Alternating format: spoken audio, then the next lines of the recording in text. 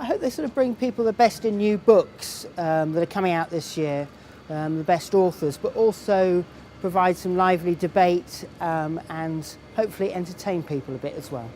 I think it's a series of contrasts this year, which really excites me. So I think there's lots of very varied programme. So we've got Irving Welsh discussing his new novel, The Sex Lives of Siamese Twins. At the other end of the spectrum, we've got Simon Thurley, the head of English Heritage, discussing his book, The Building of Britain, which is a kind of grand sweep architectural history of our country.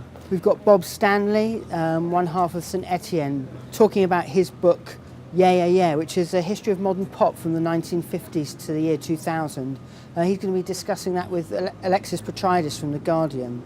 We've got another memoir, which is Edmund White. I'm really excited about the American gay memoirist Edmund White, who's going to be in conversation and reading extracts from his new book, Inside the Pearl, which is about his life in Paris in the 1980s.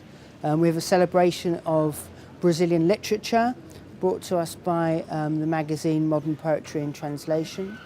And we have some maths. We have Alex Bellos discussing his new book, which shows the ways that numbers are reflected in life and life is reflected in numbers. And also on that kind of theme, we have David McCandless, the infographic data visualization expert, who wrote an amazing book called Information is Beautiful. He's going to be coming down and talking about that. We're putting together a big migration debate. It's taking place on one of the Saturdays in the concert hall, and it's being chaired by Simon Fanshawe, the broadcaster and author. And it's trying to look at, take a global perspective on migration and immigration, look at it not just historically and how it affects us in the UK, but how it works all around the world. It's something that I think really will tie into Hofhesch's programme and the way that he has constructed the festival this year. Well, one of the things I'm really looking forward to this year is our first ever crime festival. So the last weekend in the festival, we're devoting the literature programme to celebrating crime literature. It's called Dark and Storm. We've got about 5 events. We've got Stella Rimington, the ex-head of MI5, in conversation with James Naughty from the Today programme, talking about how spies are represented in literature. We've got the journalist and author Tony Parsons discussing his debut novel, and we've got local author Peter James, that people probably know his Roy Grace books. I'm really looking forward to Griff Rees from Super Furry Animals coming to Brighton.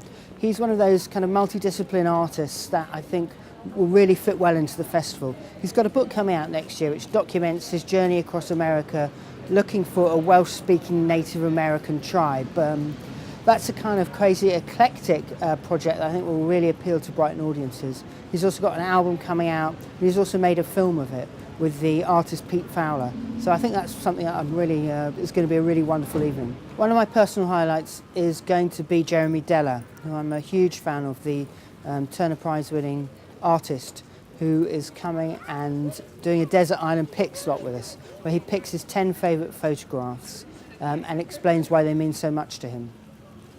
I'm also looking forward to A.C. Grayling, who's going to be talking about his book, The God Argument, which he discusses the case against religion and the case for humanism. Those are the 2 events I think I'm most looking forward to.